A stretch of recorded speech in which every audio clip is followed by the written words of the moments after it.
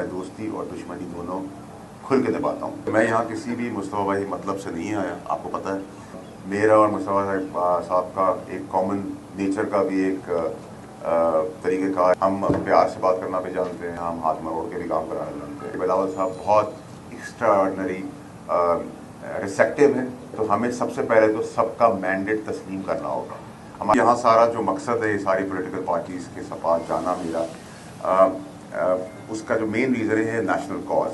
उस national cause के अंदर कंसेंसस सारे पॉलिटिकल पार्टीज़ का होना बड़ा ज़रूरी है और सबका ऑन बोर्ड, ताकि पाकिस्तान जिस ट्रैक पर चल रहा है, जहाँ आपको थोड़ी इकनॉमिकल रिलीफ मिल रही है, कम महंगाई की कम सतह पर हम हैं, स्टॉक एक्सचेंज चल रहा है, रोज़गार मिल जाए, पाकिस्तान आगे बढ़ जाए, उसमें सबकी कंट्रीब्यूशन बहुत ज़रूरी है। और मैं यहाँ किसी भी मुस्तफा भाई मतलब से नहीं आया, आपको पता है। ना मैं किसी सियासी दफ्तर में, किले में जाता हूँ। जब मुफाद हो तो मैं रात को 4 बजे भी आ जाऊँ, और मुफाद ना हो तो 4 महीने तक ना आऊँ। ये मेरी पर्सनैलिटी का हिस्सा नहीं है। मैं दोस्ती और दुश्मनी दोनों खुल के निभाता हूँ। मेरा और मुस्तफा साहब का एक कॉमन नेचर का भी एक तरीक़ेकार है कि हम प्यार से बात करना भी जानते हैं, हम इज़्ज़त से भी बात करना जानते हैं, हम गले लगा के भी बात करना जानते हैं, हम हाथ मरोड़ के भी काम कराना जानते हैं। लेकिन कई दफ़ा मिसअंडरस्टैंडिंग्स क्रिएट की जाती हैं अपनी रेलेवेंस के लिए पॉलिटिकल पार्टीज़ में। जो मैंने इनकी आगे रखा कि मैं बिलावल साहब से जब मिला तो वो बड़े रिसेप्टिव आदमी हैं, बड़ी पॉजिटिव अप्रोच है उनकी, और उनकी बड़ी अच्छी ख्वाहिशात हैं। उसमें ब्लंटली मुझसे सवाल भी हुआ कि आपने हमारे हिसाब से क्या पाया, ऐसा ही मुस्तफा भाई?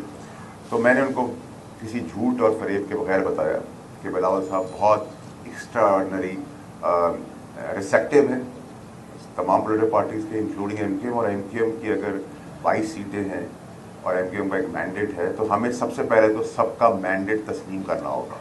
हमारा झगड़ा हो सकता है कि किसी का मैंडेट इतना है, किसी का इतना है, किसी का इतना है, ये डिबेट हम चलाते रहेंगे। लेकिन रोज़ बंदे मार देना, रोज़ इनोसेंट लोगों की लाशें गिरा देना, रोज़ धरने और प्रोटेस्ट करके गरीबों के साथ नाइंसाफ़ी करना, ये अब पाकिस्तान नहीं बर्दाश्त कर सकता।